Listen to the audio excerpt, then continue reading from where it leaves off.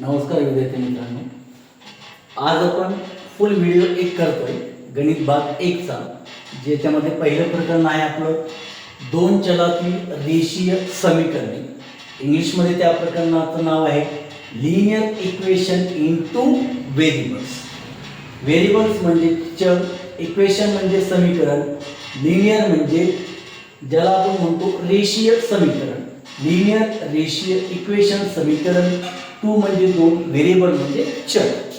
याच्यामध्ये आपण सगळ्यात पहिले कोणतंही प्रकरण सुरू करण्यापूर्वी किंवा चॅप्टर सुरू करण्यापूर्वी त्याची व्याख्या, त्याच्यानंतर त्याच्यामध्ये महत्त्वाचं काय जो गाभा असतो, संकल्पना ज्याला आपण म्हणतो कन्सेप्ट, ते बघणं खूप महत्त्वाचं आहे. एकदा जर का तुमची कन्सेप्ट क्लिअर झाली तर पुढचे तुम्हाला जे प्रॉब्लेम असतील, जे एक्झाम्पल असतील, ते सोडवायला सोपं जातं.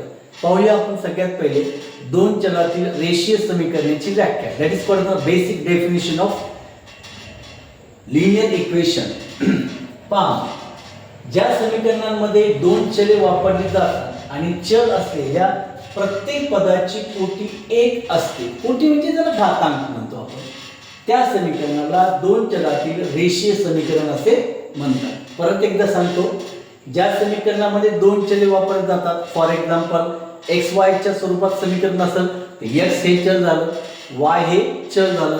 यम आणि एनच्या स्वरूपात जर समीकरण असेल तर यम हे चल झालं आणि एन हे सुद्धा चल झालं. म्हणजे ज्या समीकरणात दोन चले असतील आणि प्रत्येक पदाची कोटी एक असेल, म्हणजे दोन्ही चलाचा घातांक एक असेल, कोटी एक असेल, तर आणि तर त्या चलातील रेषीय समीकरणाला दोन चलातील रेषीय समीकरणे असे म्हणतात. मग याचं स्वरूप कसं असेल, सामान्य रूप कसं असेल तर या स्वरूपात ax अधिक by अधिक c बरोबर 0.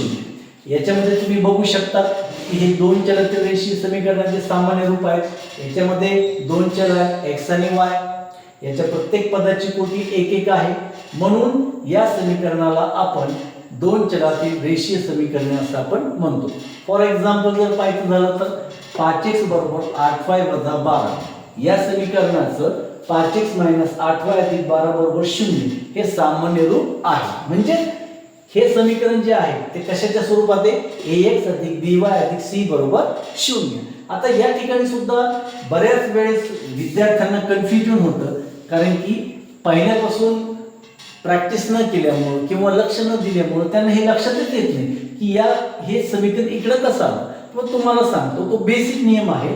आता हे बरोबरच्या चिन्हाच्या पलीकडचं हे पद आहे. मग आपल्याला लक्षात यायला पाहिजे, जेव्हा बरोबरच्या चिन्हाच्या अलीकडचं पद पलीकडे नेताना किंवा पलीकडचं पद अलीकडे आणताना चिन्ह बदलतात. अधिक असेल तर उणे होईल, उणे असेल तर अधिक होईल, गुणिले असेल तर भागिले होईल, भागिले असेल तर गुणिले होईल.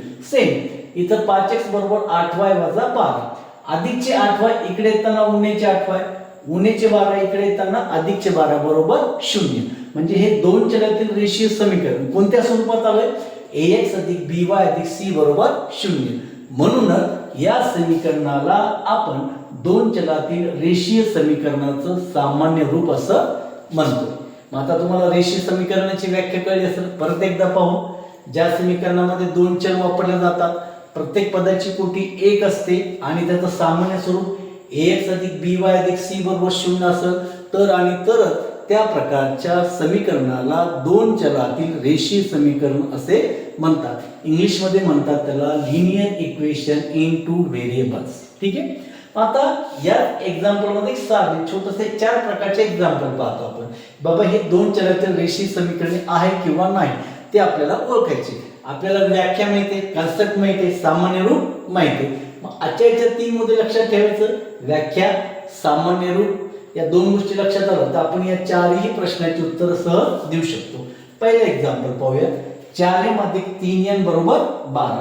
मग आपल्याला माहिती आहे इथं दोन चल आहेत m आणि n, म्हणजे 4m अधिक 3n बरोबर अधिकचे 12 आहे बरोबर. इकडे येताना कशी होतील, उणेचे 12 बरोबर 0. म्हणजे 100% हे दोन चलातील रेषीय समीकरण आहे. का, याच्यामध्ये दोन चल आहेत m आणि n, याच्या प्रत्येक पदाची कोटी एक आहे आणि हे ax अधिक by अधिक c बरोबर 0 या सामान्य रूपात आहे. म्हणून या ठिकाणी दोन चलातील रेषीय समीकरण आहे किंवा नाही तर काय तुमचं उत्तर आहे. क्लिअर.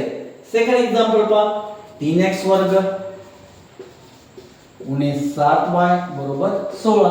लगेच तुम्हाला याच्यामध्ये लक्षात यायला पाहिजे, याच्यामध्ये दोन चल निश्चित आहे, परंतु पदाची कोटी एक आहे का, दोन आहे, त्याच्यामुळे हे रेषीय समीकरण नाही. मी इथे लिहायचं नाही. त्यानंतर तिसरं पहा. वर्गमुळात 2x वजा वर्गमुळात 5y बरोबर 16. 100% हे रेषीय समीकरण आहे का नाही, तर 100% आहे. वर्गमुळात 2x वजा वर्गमुळात 5y अधिकचे 16 इकडे येताना उणेचे 16 बरोबर 0. याच्यामध्ये दोन चल आहेत x आणि y. याच्या प्रत्येक पदाची कोटी 1 आहे आणि हे ax अधिक by अधिक c बरोबर 0 या सामान्य रूपात आहे. म्हणजे हे दोन चलातील रेषीय समीकरण आहे. यानंतर तिसरं पहा. 0x अधिक 6y वजा 3 बरोबर 0. याच्यात चल आहेत x आणि y, पण तुम्हाला माहित पाहिजे की शून्याला कोणत्याही संख्येनं गुणलं किंवा चलानं गुणलं गुणाकार काय येतो 0. म्हणजे या ठिकाणी चल किती आपलं एक असते y. त्याच्यामुळं हे दोन चलातील रेषीय समीकरण नाही.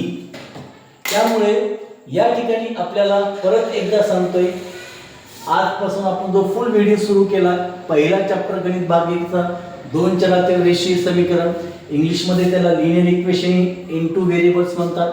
याची व्याख्या सोपी आहे. ज्या समीकरणामध्ये दोन चले वापरली जातात आणि चल असलेल्या प्रत्येक पदाची कोटी 1 असते, त्या समीकरणाला दोन चलातील रेषीय समीकरण असं म्हणतात. यामध्ये त्याचं स्वरूप कसं आहे, ax अधिक by अधिक c बरोबर 0. फॉर एक्झाम्पल आपल्याला दिलंय 5x बरोबर 8y वजा 12. या समीकरणाचं हे रूप कसं झालं, परत एकदा सांगतो.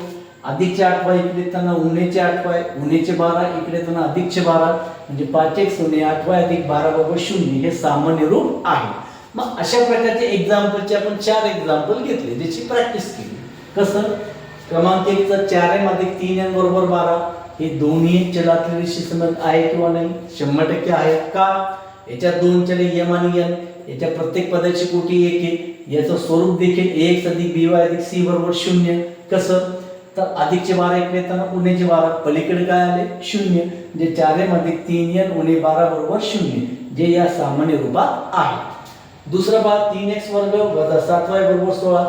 पाहिल्याबरोबर लक्षात येते की याच्यात दोन चल निश्चित आहे, परंतु याच्या प्रत्येक पदाची कोटी 1 पाहिली, इथे किती 2, म्हणून हे दोन चलातील रेषीय समीकरण नाही. तिसरं एक्झाम्पल. वर्गमुळात 2x वजा वर्गमुळात 5y बरोबर 16. 100% हे दोन चलातील रेषीय समीकरण आहे. का, तर इथं दोन चल आहेत x आणि y, प्रत्येक पदाची कोटी 1 आहे आणि हे ax अधिक by अधिक c बरोबर 0 या स्वरूपात आहे.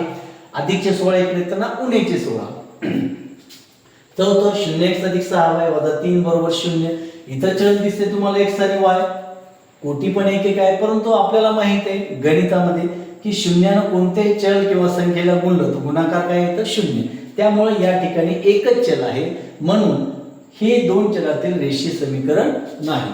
आजपासून जो आपण हा लॉंग व्हिडिओ केलेला आहे, दररोज असेच व्हिडिओ आपण करणार आहे, ज्याच्यामध्ये तुमच्या मनातील गणिताबद्दलची असणारी भीती ही कायमस्वरूपी निघून जाईल. फक्त सातत्य ठेवा, जास्तीत जास्त लाईक करा, सबस्क्राईब करा आणि शेअर करा.